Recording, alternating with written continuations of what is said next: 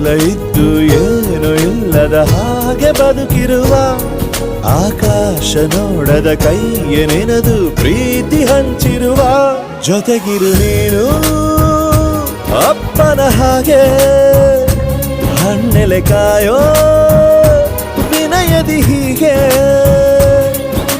ನಿನ್ನನು ಪಡೆದ ನಾವು ಪುನೀತ ಬಾಳು ನಗು ನಗುತ್ತ ಬೊಂಬೆ ಹೇಳುತ್ತೈತೆ ಮತ್ತೆ ಹೇಳುತ್ತೈತೆ ನೀನೇ ರಾಜಕುಮಾರ.